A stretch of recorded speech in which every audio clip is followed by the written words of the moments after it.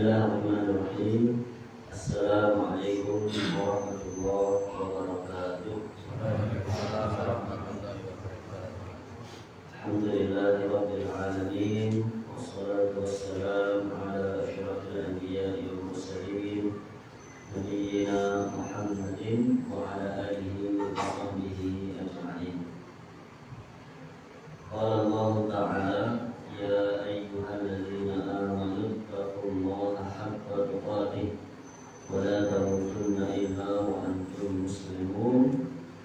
Allahumma shalli wa sallim wa zid wa barik ala nabiyyina Muhammadin wa ala alihi wa sahbihi ajma'in.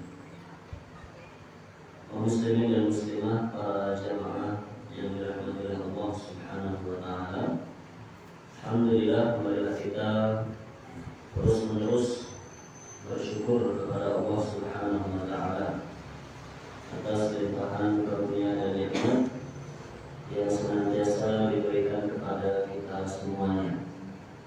Malam hari ini alhamdulillah kita diberi kesempatan untuk melaksanakan sholat maghrib secara berjamaah. Kita lanjutkan dengan pengajian rutin, dan insyaallah nanti kita lanjutkan dengan sholat isya berjamaah pula. Semoga segala amal saleh yang kita kerjakan benar-benar diterima oleh Allah Subhanahu wa taala. Allahumma amin. Para jamaah yang dirahmati Allah,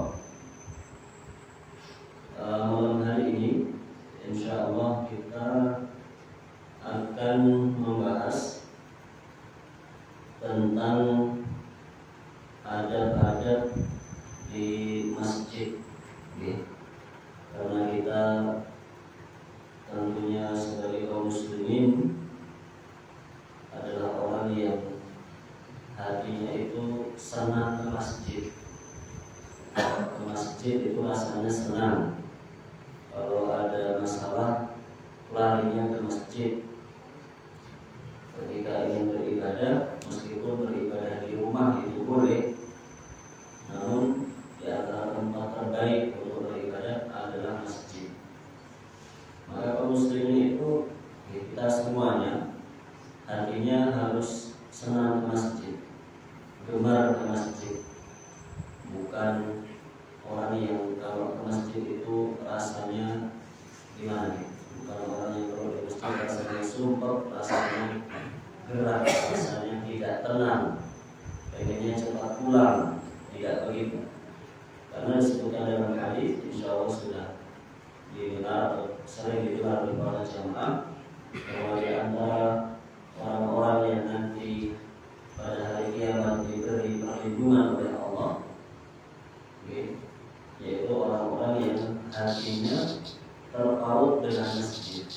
Yaitu orang-orang yang suka ke masjid, baik laki-laki maupun wanita, itu sama saja. Maka karena kita insya Allah semuanya gemar ke masjid, untuk itu insya Allah para jemaah kita semuanya insya Allah orang yang gemar ke masjid, maka kita harus mengetahui adab-adab atau etika yang diajarkan oleh Rasulullah SAW ketika kita berada di masjid. Terlebih lagi bahwa kita sekarang sudah memasuki pekan terakhir bulan Rajab, berarti akan segera masuk bulan Syaban.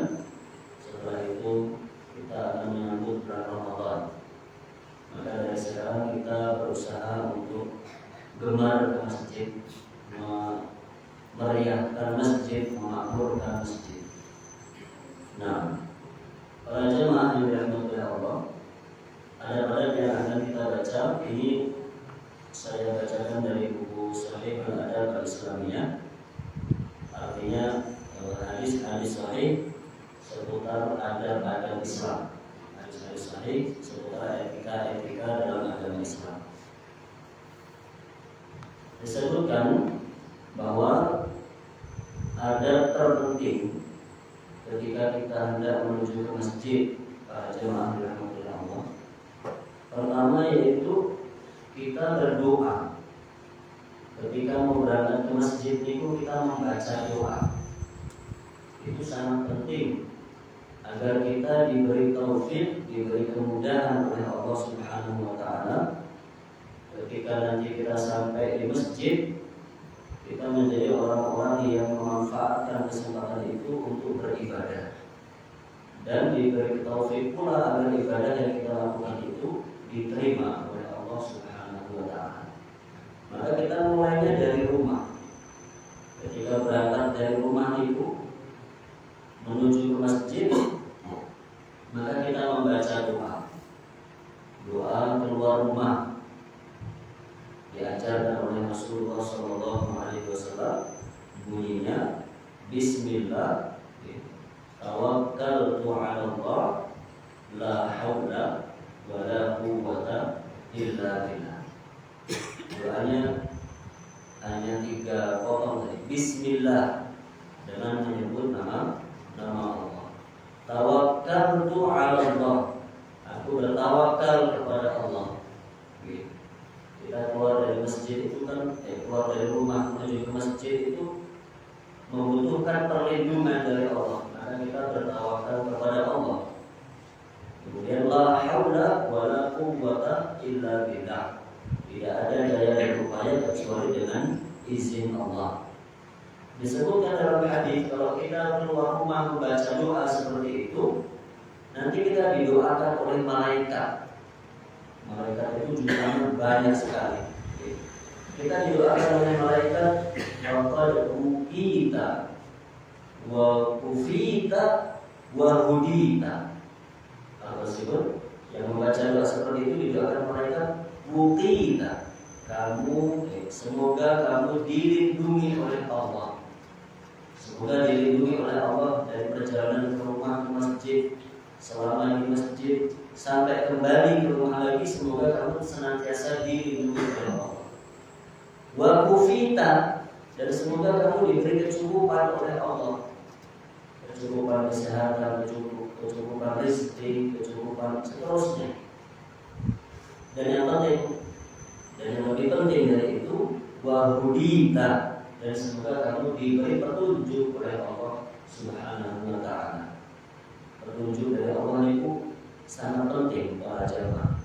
Kita kalau tidak diberi petunjuk oleh Allah, kita nggak bisa menjadi hamba yang taat. Kemudian kita sudah menjadi hamba yang taat pun, kalau tidak diberi hidayah oleh Allah, bisa jadi kita mengamalkan ibadah-ibadah yang ternyata itu tidak dicontohkan, sehingga amalan kita sia-sia, tidak diterima oleh Allah Subhanahu wa taala. Setelah kita tahu mana ibadah yang dicontohkan pun, kalau kita nggak diberi hidayah oleh Allah, mungkin bisa jadi kita mengerjakannya tapi tidak ikhlas, riya, pamer, itu juga sama saja, tidak akan diterima oleh Allah Subhanahu wa taala. Makanya kita butuh untuk selalu diberi hidayah oleh Allah Subhanahu wa taala.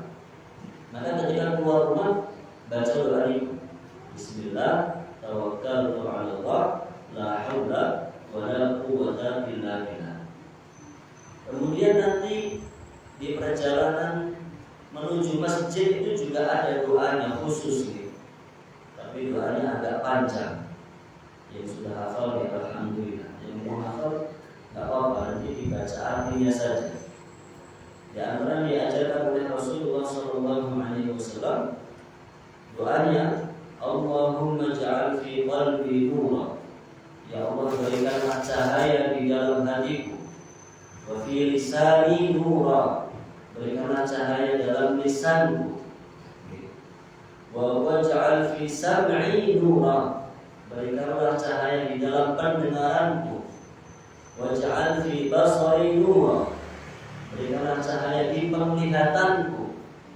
Waj'al min khalfi nura, berikanlah cahaya dari belakangku. Wa min amami nura, berikanlah cahaya di depanku.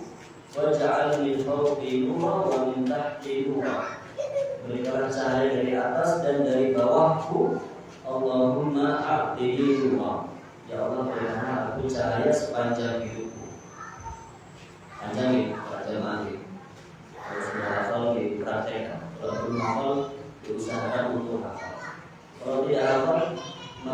lebih penting membaca doa tadi. Doa keluar dari rumah itu sebisa mungkin hafal.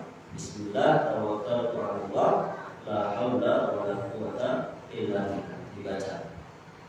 Kemudian nanti sesampainya di masjid, maka masuk masjid itu menggunakan kaki kanan dan membaca doa. Doanya insya Allah sudah hafal. Allahumma ftahli abwaaba rahmatik. Ya Allah, bukakanlah pintu-pintu rahmatmu untukku.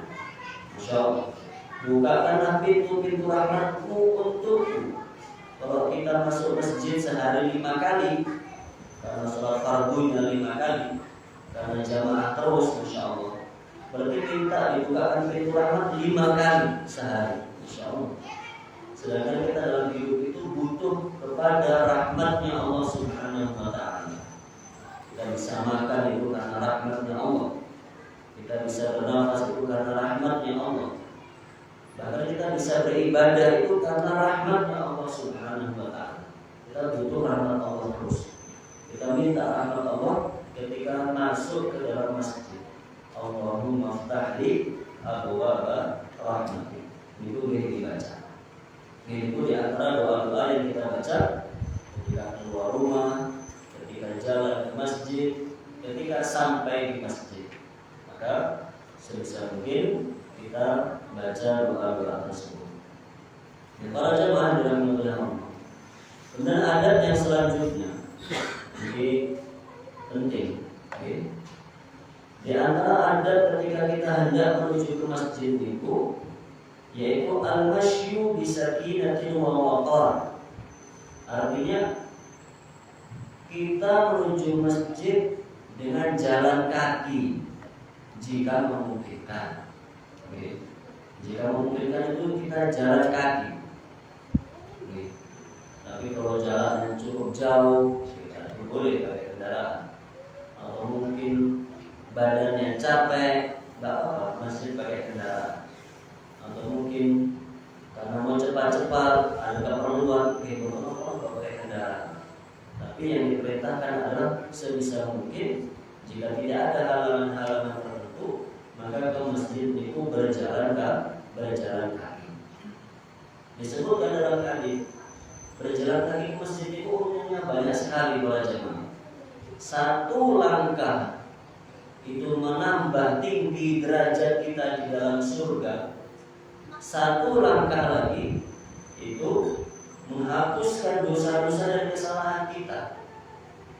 Begitu terus hitungnya. Satu langkah menambah tinggi derajat di dalam surga, rasa gampangnya menambah pahala begitu. Satu langkah lagi untuk menghapuskan dosa-dosa.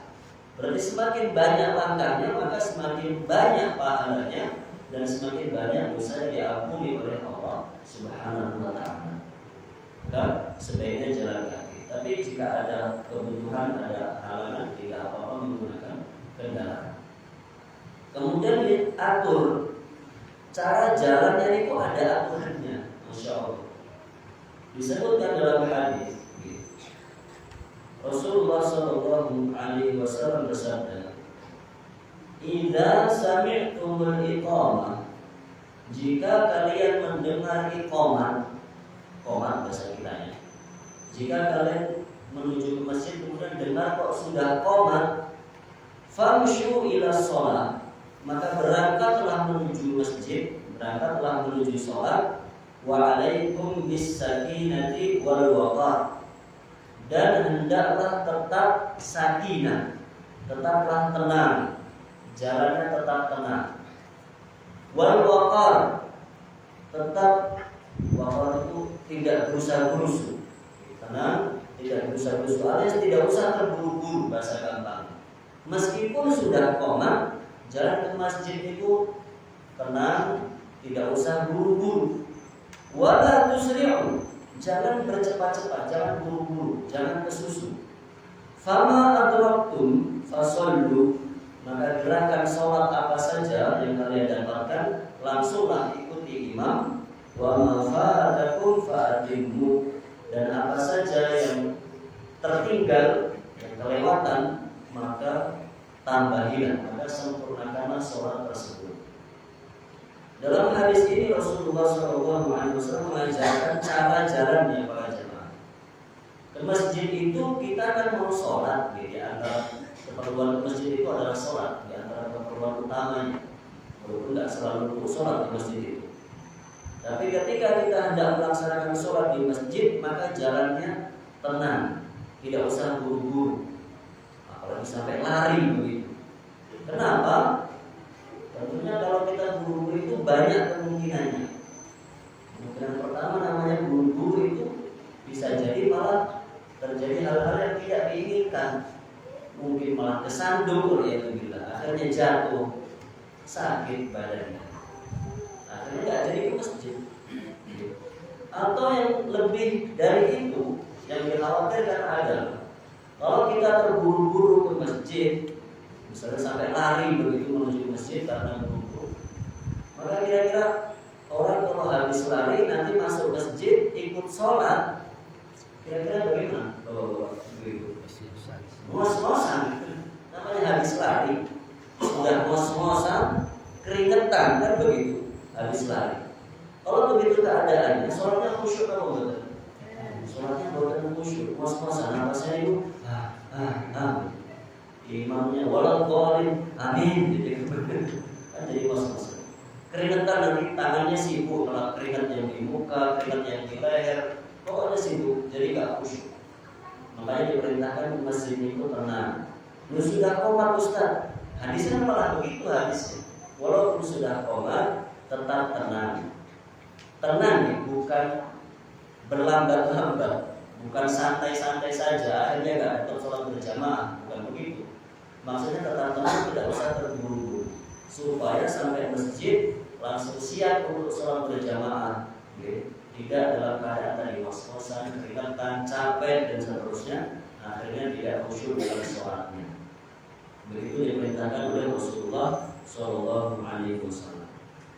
Nah, kalau dalam hadis lain disebutkan di antara hal yang mengganggu kekhusyuan sholat itu kan biasanya dalam keadaan kebelet.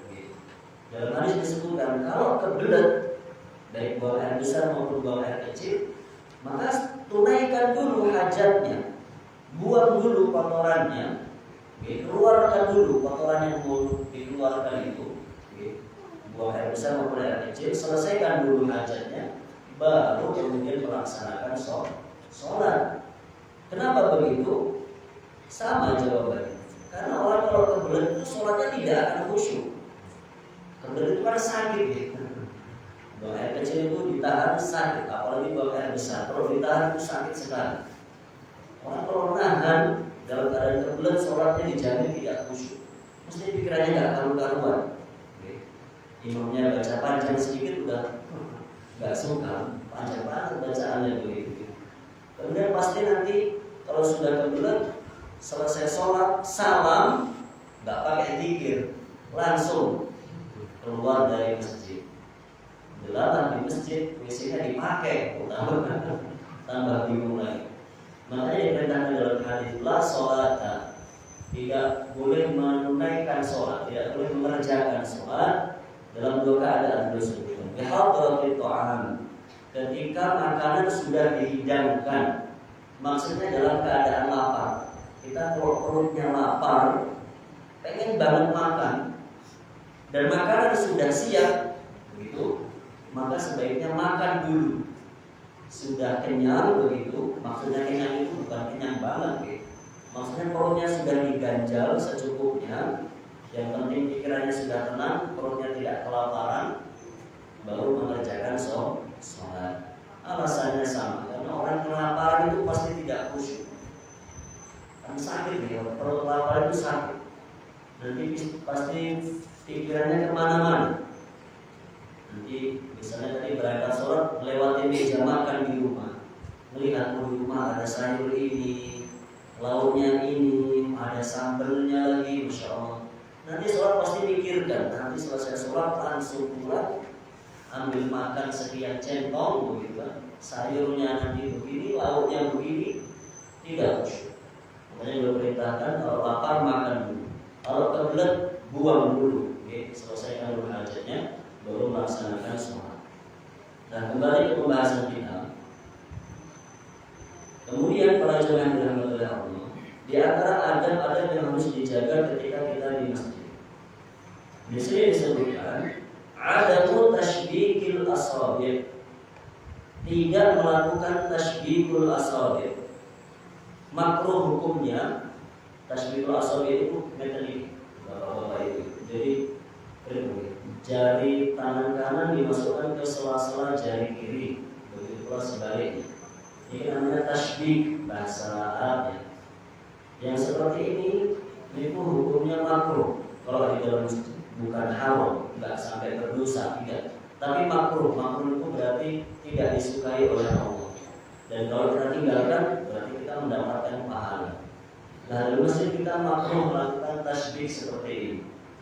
Dalam sebuah hadis Rasulullah SAW bersabda, "Man tawadda'a, siapa saja yang berwudu, thumma kharaja yuridu sholata, kemudian berangkat untuk melaksanakan sholat, fa huwa fi sholatin, maka dia dihitung mendapatkan pahala sholat hatta yarji'a ila baiti, sampai dia pulang ke rumah." Maksudnya gini para jemaah, kita berangkat ke masjid untuk melaksanakan sholat maghrib. Dari sejak kita datang ke masjid, kita melaksanakan sholat sunnah, kita melaksanakan sholat maghrib. Selesai sholat kita masih zikir, selesai sholat mungkin baca Al-Quran dan seterusnya. Selama kita di masjid sampai pulang ke rumah, itu kita dicatat mendapatkan pahala orang sholat. Padahal tadi sholatnya paling cuma 10 menit. Sholat sunnah tambah sholat maghrib bisa, paling cuma 10 menit, 15 menit. Tapi kalau kita di masjid misalnya sampai setengah jam, karena ditambah zikir, ditambah baca Quran, ditambah seterusnya, maka yang dicatat itu kita mengerjakan sholat selama setengah jam, bukan cuma 15 menit. Itu kalau fala taqulu hakadha, kalau selama di masjid kita tidak melakukan hakadha, tidak melakukan seperti ini, kata Rasulullah SAW. Beliau menggerakkan jarinya begini. Pahala yang besar itu tadi, Masya Allah, kita sholatnya cuma 15 menit, tapi di masjidnya setengah jam karena ditambah ibadah-ibadah yang lain, dicatat mengerjakan sholatnya setengah jam, berarti pahalanya semakin besar. Dengan catatan kalau kita selama di masjid tidak melakukan tashbikul asabi' tadi. Jadi itu hukumnya makruh, bukan haram, tidak berdosa, tapi itu tidak disukai oleh Allah Subhanahu wa ta'ala, dan akan membuat kita kehilangan pahala yang besar. Maka sebaiknya tidak mengerjakan yang seperti itu. Biasanya pas Jumatan, Jumatan kan sambil dengerin khotibnya berkhutbah begitu kan, enaknya kan kakinya ke atas kemudian selonjor, kakinya di depan, kita ikat kaki begini begitu kan, paling enak begitu. Biasanya dengerin khutbah, karena keringgingan, karena ngantuk dan seterusnya, akhirnya kita melakukan yang seperti itu. Maka sebisa mungkin dihindari. Hukumnya makruh, bukan haram gitu. Hukumnya makruh. Tapi makruh itu kalau ditinggalkan maka berpahala. Maka sebaiknya ditinggalkan. Kemudian di antara adat ketika ke masjid para jamaah yang dimuliakan Allah, yaitu jangan ke masjid dalam keadaan membawa aroma yang kurang sedap. Jangan masuk masjid kalau kita aromanya tidak sedap. Yang disebutkan dalam hadis, man akala thawman aw basalan, siapa yang makan bawang merah atau bawang putih, falyatazilna, hendaklah menjauhi kita, aw liyatazil masjidan, atau menjauhi masjid kami, yaitu jangan masuk ke masjid, wal yaq'ud fi baitihi, hendaklah berada di rumahnya terlebih dahulu. Yang disebutkan dalam hadis adalah bawang merah dan bawang putih. Tapi ini berlaku untuk semuanya, kata para ulama. Kalau kita tadi mengkonsumsi makanan-makanan yang baunya kurang sedap, petai misalnya, Masya Allah, masalahnya petai itu enak, jengkol itu enak, Masya Allah. Boleh durian baunya enak. Pokoknya bisa diketahui makanan-makanan yang aromanya kurang sedap, maka sebelum ke masjid sebisa mungkin mulut kita dibersihkan. Kalau bisa gosok gigi, alhamdulillah. Kalau nggak ada waktu gosok gigi, ya mungkin kumur-kumur sambil digosok-gosok menggunakan jari, atau bagaimana caranya? Atau mungkin pakai obat kumur-kumur. Sekarang kan ada obat kumur-kumur karena kita gosok gigi, mencoba itu membantu untuk menghilangkan bakteri di dalam mulut kita. Jadi diperintahkan oleh beliau, dalam keadaan kita baunya kurang sedap, maka sebaiknya jangan masuk masjid dulu. Dibersihkan dulu, baunya hilang, baru masuk masjid. Begitu.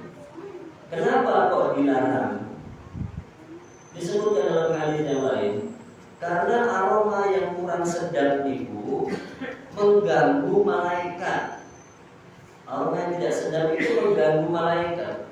Beliau sebutkan dalam hadis yang lain, fa innal malaikata, karena para malaikat itu tata'adza, terganggu mimma yata'adza minhu banu Adam, terganggu dengan hal-hal yang mengganggu manusia. Maksudnya aroma kurang sedap tadi mengganggu orang lain.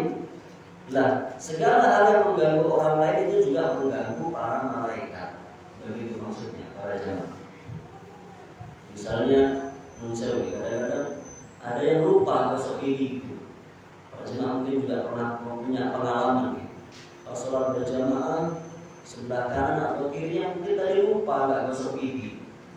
Sholat subuh misalnya, lupa tidak gosok gigi. Ketika imamnya waladhdallin dan mengucapkan amin, begitu, Masya Allah, Allah itu mengganggu. Lah kalau kita terganggu berarti malaikat juga terganggu. Maka diperintahkan bersihkan dulu mulutnya supaya tidak mengganggu orang lain dan tidak mengganggu malaikat. Begitu. Itu demi kenyamanan bersama, Masya Allah. Demi supaya di masjid itu nyaman, di masjid itu kita fokus beribadah, tidak ada yang terganggu atau dirugikan. Begitu. Bisa dipahami kemudian di antara adab ketika kita di masjid, yaitu ketika kita masuk masjid, sebelum kita duduk maka disunnahkan untuk melakukan sholat tahiyatul masjid. Yaitu sholat dua rakaat. Jadi kalau masuk masjid, untuk apapun itu, entah untuk sholat fardu 5 waktu, entah untuk sholat Jumat, entah masuk masjid karena ada rapat misalnya, entah masuk masjid mau apa saja, kalau kita masuk masjid maka diperintahkan untuk sholat sunnah 2 rakaat sebelum duduk. Oleh para ulama diberi nama sholat tahiyatul masjid. Rasulullah SAW menyebutkan, bersabda, "Idza dakhala ahadukumul masjid," jika salah seorang di antara kalian masuk masjid, falyarka' raka'atain, hendaklah sholat 2 rakaat qabla an yajlisa, sebelum dia duduk. Dalam hadis yang lain, ini menunjukkan bahwa perintahnya ini sunnah muakkadah. Sunnah tapi sangat ditekankan untuk kita kerjakan, bukan sunnah yang biasa, tapi muakkadah, ditekankan. Yaitu disebutkan bahwa ketika Rasulullah SAW sedang khutbah Jumat, sedang khutbah Jumat, ada seseorang yang masuk masjid langsung duduk. Mungkin sahabat ini berpikir, oh sudah khutbah, sudah khutbah makanya langsung duduk saja. Dia tidak sholat 2 rakaat. Maka Rasulullah SAW memotong khutbahnya dan memerintahkan orang ini untuk sholat. Kamu berdiri kemudian sholat 2 rakaat. baru boleh duduk. Padahal sedang apa tadi? Sedang khutbah. Khutbah itu kan momentum yang sangat penting. Khutbah itu kan kalau sebagian ulama mengatakan sholat Jumat itu 2 rakaat, padahal sholat zuhur 4 rakaat. 2 rakaat itu diganti dengan khutbah. Menurut sebagian ulama begitu. Yang aslinya zuhur 4 rakaat, kalau Jumatan jadi 2 rakaat karena 2 rakaatnya diganti dengan khutbah. Menurut sebagian ulama demikian. Menunjukkan bahwa khutbah itu sangat penting. Tapi beliau sampai memotong khutbahnya demi memerintahkan sahabat tadi. Sahabat suruh berdiri lagi karena sudah terlanjur duduk, suruh berdiri, kemudian sholat tahiyatul masjid baru boleh duduk. Maka para jamaah yang beragama itu sangat penting untuk kita perhatikan. Masuk masjid, sholat tahiyatul masjid baru duduk, baru mengerjakan yang lain-lain. Tapi kalau masuk masjid sudah mulai sholat fardunya, langsung sholat fardu. Misalnya sholat maghrib, sampai masjid sudah mulai sholat berjamaah, ini langsung sholat berjamaah mau, tidak perlu sholat tahiyatul masjid dulu, nanti kalau berjamaah orang. Dan seperti itu tidak boleh. Kalau yang wajib sudah dimulai, maka jangan mengerjakan sholat sunnah supaya tidak ketinggalan yang wajib. Nah biasanya ada yang bertanya, Ustaz, saya itu kadang-kadang masuk masjid tapi sudah mau qomat. Maksudnya di sini dijamin Muhammad. Biasanya kan ada jamnya ya, masjid-masjid itu ada jamnya. Misalnya 5 menit lagi mau qomat begitu. Kan ada jam digital nih. Setelah adzan itu dikasih waktu misalnya 10 menit, habis itu mau qomat. Nah, pas saya lihat jam itu sudah tinggal 3 menit. Tinggal 3 menit. Padahal saya mau sholat qobliyah zuhur, ini mau sholat zuhur ceritanya. Saya mau sholat qobliyah zuhur sama mau sholat tahiyatul masjid. Waktunya tinggal 3 menit, ini gak cukup. Padahal cuma cukup buat 2 rakaat saja. Mana yang saya kerjakan Ustaz? Saya sholat qobliyah zuhur atau sholat tahiyatul masjid? Nah yang seperti itu pernah ditanyakan kepada Syekh Utsaimin rahimahullah ta'ala. Kata beliau, kalau memang waktunya tidak cukup, maka kerjakan sholat qobliyah zuhur. Kita masuk masjid, sholat 2 rakaat, niatnya untuk qobliyah zuhur. Nanti dengan mengerjakan 2 rakaat qobliyah zuhur itu, insya Allah sudah dapat pahala tahiyatul masjid. Kenapa begitu? Karena kata beliau, kata Syekh Utsaimin rahimahullah, karena teks hadis yang memerintahkan sholat tahiyatul masjid itu bunyinya adalah seperti saya bacakan tadi. Beliau itu memerintahkannya begini: kalau kalian masuk masjid, falyarka' raka'atain. Artinya sholatlah 2 rakaat. Hadisnya bunyinya begitu. Kalau masuk masjid sholatlah 2 rakaat. Beliau tidak menyebut namanya sholatlah tahiyatul masjid, tidak begitu. Oke. Maka dipahami dari situ, berarti kalau masuk masjid yang penting sholat 2 rakaat, kan begitu. Yang penting sholat 2 rakaat, otomatis sudah dapat pahala tahiyatul masjid.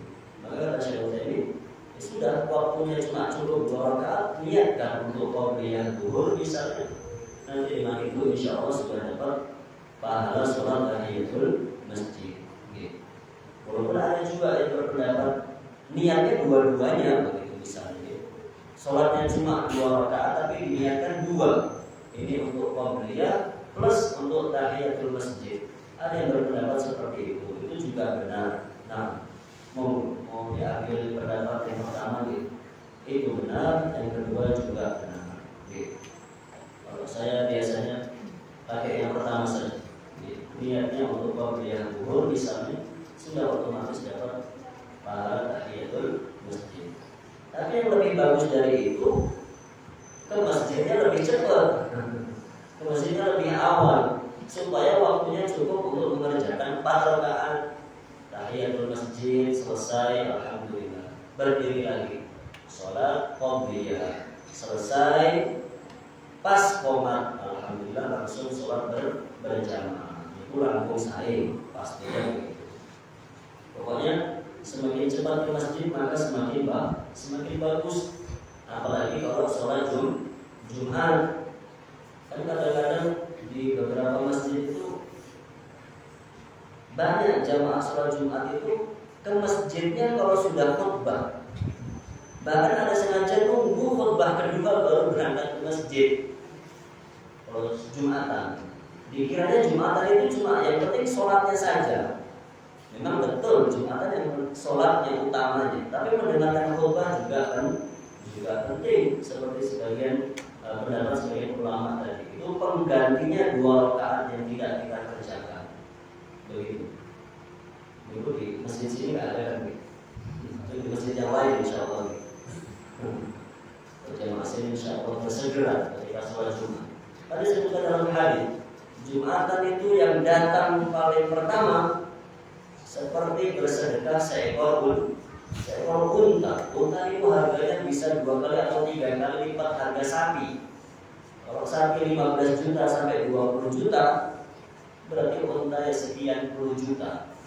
Kita mungkin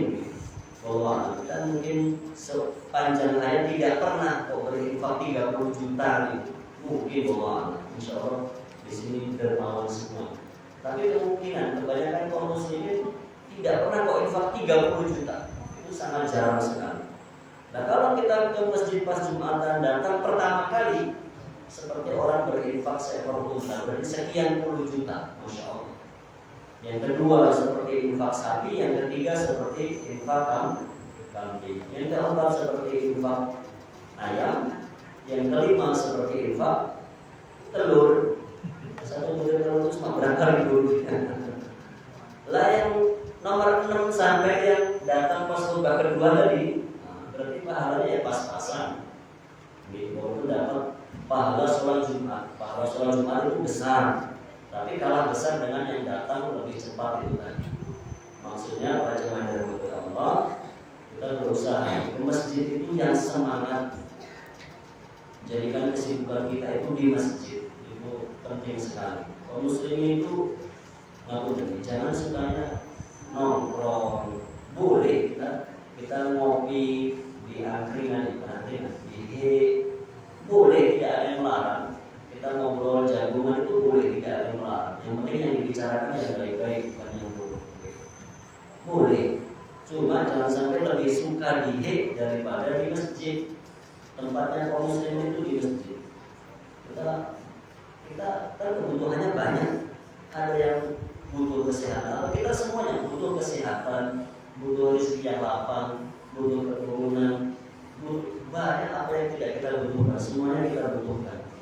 Maka tempat terbaik untuk meminta kepada Allah adalah masjid. Semangat masjid itu yang semangat dan bersungguh-sungguh. Jadi kan ada rencana untuk renovasi masjid. Semoga diberkahi Allah Subhanahu wa taala. Dan yang semangat untuk berinfak dan bersedekah. Nanti masjidnya besar, nyaman, kan ibadahnya insya Allah semakin khusyuk. Begitu harapannya. Nanti anak-anak kita juga semakin semangat ke masjid, sehingga anak cucu kita semuanya menjadi orang-orang yang cinta ke masjid. Itu penting. Menyiapkan masjid supaya anak cucu kita nanti senang ke masjid, itu penting. Jangan masjidnya ditinggalkan apa adanya, nanti anak cucu kita nggak mau ke masjid.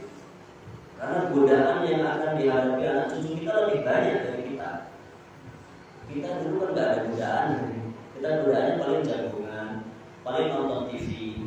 Anak-anak kita nanti godaannya ada game online, ada internet, ada medsos, banyak sekali yang akan menghalangi mereka dari masjid. Maka kita berusaha membuat masjid kita nyaman, dan lebih penting dari itu, saya sebagai orang tua kita memberi contoh kepada anak-anak kita untuk gemar ke masjid. Begitu para jemaah yang dirahmati Allah. Kemudian kita lanjut lagi, masih ada waktu sedikit insyaallah. Ketika kita di masjid, para jemaah yang dirahmati Allah, dan kita mengerjakan sholat berjamaah, maka diperintahkan shaf sholat berjamaah itu yang lurus dan rapat. Shaf sholat itu lurus dan rapat. itu menentukan besar kecilnya pahala sholat berjamaah kita. Jadi kita jangan menjadi orang yang cuek. Masuknya nggak apa-apa, nggak lurus nggak apa-apa. Yang penting kan berjamaah. Tidak begitu. Kalau soft kita itu jelek, nggak lurus, nggak rapat, maka pahala sholat berjamaah kita juga semakin kecil. Begitu masalahnya. Kita kan pengennya pahalanya yang besar. Maka di antara caranya bikin soft yang lurus dan rapat. Meluruskan soft, meluruskan soft itu yang diluruskan tumitnya, atau gampangnya mata kakinya. Yang diluruskan dengan kanan dan kiri kita itu mata kakinya atau tumitnya, kalau bisa melihat ke tumit. Artinya bukan ujung jarinya. Yang diluruskan itu bukan ujung jari depan, bukan, tapi tumitnya atau gampangnya mata kaki kita sejajarkan dengan kanan dan kiri kita. Kalau kita berpatokan dengan ujung jari, itu nanti nggak lurus. Karena kaki orang itu ada yang panjang, ada yang pendek. Jari itu ada yang panjang, ada yang pendek. Tapi kalau mata kaki, insya Allah semuanya sama kan. Kan nggak ada yang mata kakinya di belakang, di depan, kan nggak ada. Mata kaki semuanya lurus. Tumit semuanya sama insya Allah. Maka diluruskan tumitnya. Dirapatkan sebisa mungkin, serapat mungkin.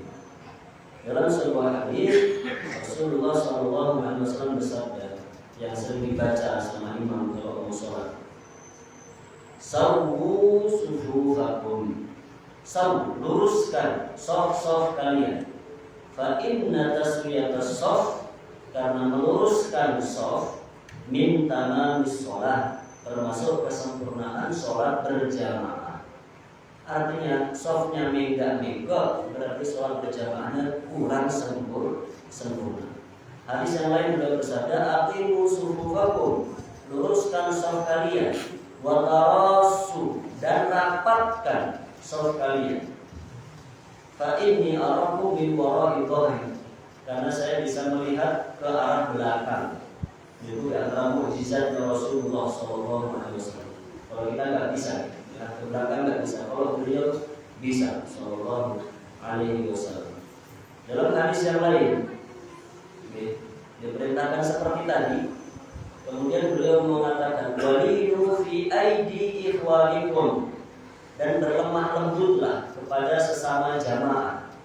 Maksudnya ya dirapatkan softnya, tapi tetap lemah lembut. Atau jangan sampai menyakiti orang, begitu maksudnya. Wala tadharu furujatin lisyaitan, jangan biarkan ada celah-celah dalam soft, akhirnya bisa dimasuki oleh syaitan. Itu kalau soft kita ada celahnya, maka akan diisi oleh setan.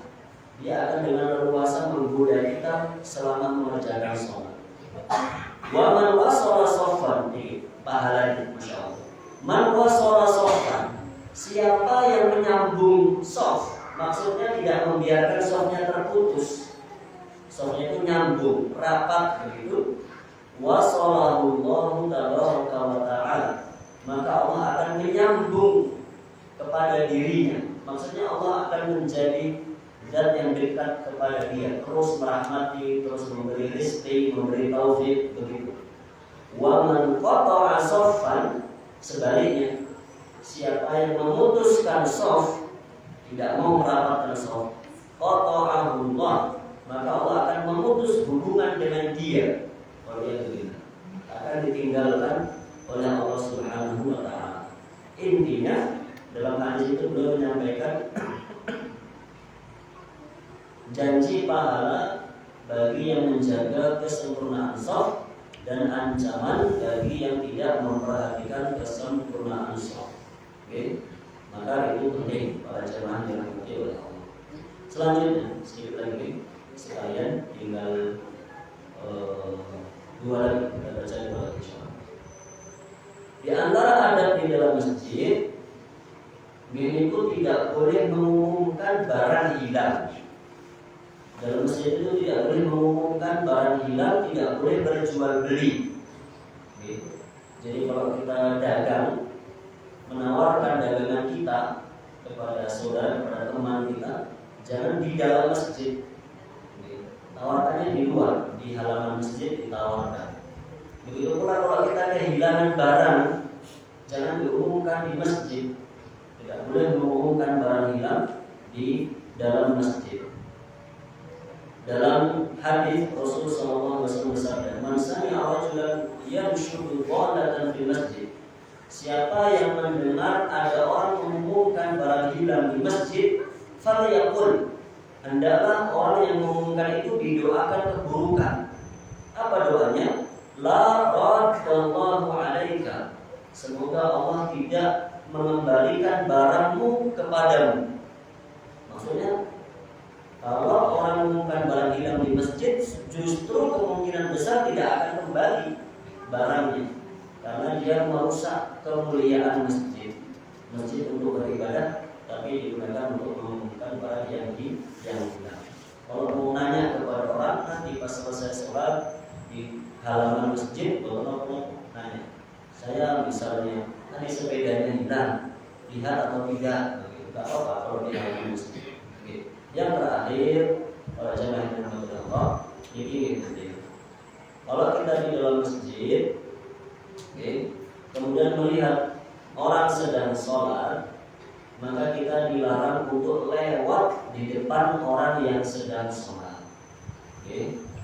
Kalau ada orang sholat, misalnya sholat sunnah, kita masuk masjid, ada orang sudah masuk duluan dan sudah sholat sunnah tahiyatul masjid, maka jangan lewat di depannya orang yang sedang sholat. Itu dilarang oleh Rasulullah SAW. Kalau lewat di belakangnya atau di sampingnya boleh, kalau di depannya tidak boleh. Tapi maksudnya yang tidak boleh itu adalah area sholatnya dia yang nggak boleh kita lewati. Area sholat itu tempat dia berdiri sampai tempat dia meletakkan kepala ketika sujud. Itulah area sholat yang nggak boleh kita lewati. Gampangnya kalau ada sajadah begini, berarti sepanjang sajadah ini, selebar sajadah, kan kita kalau sholat kakinya berdiri di situ, nanti pas sujud kepalanya sesuai panjangnya sajadah ini, kan begitu. Kalau ada orang sholat jangan dilewati area ini. Itu area sholatnya dia, kita tidak boleh melewatinya. Tapi kalau di luar itu maka boleh.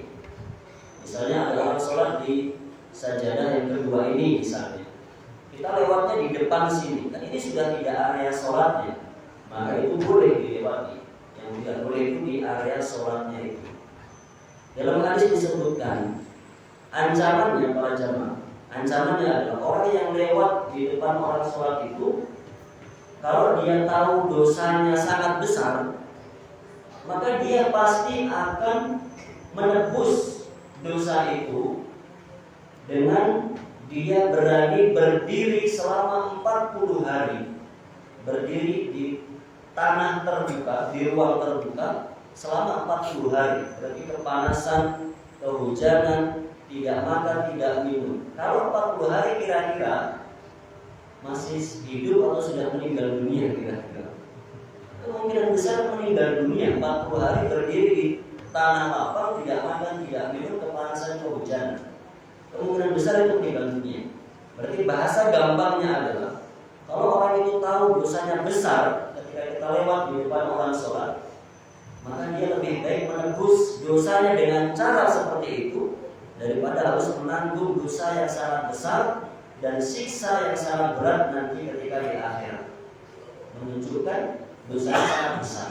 Hanya saja beliau tidak menyebutkan dosanya sebesar apa. Beliau hanya memberi gambaran. Orang itu berani menebus dengan cara seperti itu, mempertaruhkan hidupnya. Yang penting saya tidak disiksa di akhirat gara-gara lewat di depannya orang sholat. Menunjukkan dosanya sangat besar. Bapak jamaah dirahmati Allah, kalau ada yang sedang sholat jangan dilewati di depannya. Baik kita masuk ataupun kita keluar, jangan melewati depannya orang yang sedang sholat. Dan sebaiknya begitu ya. Sebaiknya kalau kita sholat itu ada sutrohnya, itu disunahkan juga. Kalau kita sholat, sebaiknya di hadapan kita ada sutron. Sutron itu penutup, penanda bahasa gampang. Ada tanda bahwa inilah area sholat kita. Misalnya nih, kita sholat, jarak antara kita berdiri dengan antara kita sujud itu setelah itu ada penanda, entah itu tembok atau itu tiang, atau itu tas, atau itu orang lain yang sedang sholat, atau apa saja. Yang penting ada sutron sebagai penanda, inilah area sholat kita, inilah yang tidak boleh dilewati oleh orang. Adapun yang di luar itu maka sudah boleh dilewati oleh orang lain. Itu hukumnya sunnah muakkadah. Sebagian mengatakan bahkan itu wajib. Nah, itulah para ulama. Yang penting disyariatkan kita kalau sholat ada sutronnya, jangan lompong begitu. Itu tidak sesuai dengan perintah Rasulullah Shallallahu Alaihi Wasallam. Sebaiknya ada sutronnya. Dan yang terakhir tadi, larangan melewati depan orang sholat itu kalau orangnya sholat sendirian, sholat sunnah misalnya. Kalau sholat berjamaah, yang tidak boleh dilewati adalah depannya imam. Adapun depannya para jamaah maka itu boleh dilewati. Misalnya kita sholat berjamaah di shaf pertama, masya Allah, qadarullah wudhunya batal, mungkin keluar angin atau yang lainnya. Kan kita harus keluar dari masjid mau berwudhu. Kalau seperti itu nggak apa-apa, kita melewati depannya shaf para jamaah, kemudian ke pojok, baru dari pojok menuju ke pintu, akhirnya keluar. Kalau seperti itu tidak apa-apa. Kalau sholat berjamaah yang tidak boleh dilewati adalah di depannya imam. Ada orang sholat sendiri, maka kita tidak boleh melewati di area sholatnya orang tersebut. Wallahu a'lam bishawab. Demikian beberapa adat yang perlu kita perhatikan ketika kita di masjid, dan kita laksanakan itu semua sebagai bentuk ketaatan kita kepada Rasulullah Shallallahu Alaihi Wasallam. Masih banyak adat-adat yang lainnya, tapi insya Allah yang tadi sudah cukup mewakili. Dan semoga dengan membaca adat-adat tersebut kita semakin bersemangat untuk memakmurkan masjid yang kita cintai ini. Allahumma amin. Dan semoga segala amal yang kita kerjakan diterima oleh Allah Subhanahu wa taala. Semoga menjadi ilmu yang bermanfaat. Atas sangat banyak kekurangan, mohon maaf yang sebesar-besarnya. Saya akhiri dengan doa kafaratul majlis. Subhanallahumma wa bihamdihi, asyhadu an la ilaha illa anta, astaghfiruka wa atubu ilaik. Sallallahu ala nabiyyina Muhammadin wa ala alihi wa sahbihi ajma'in.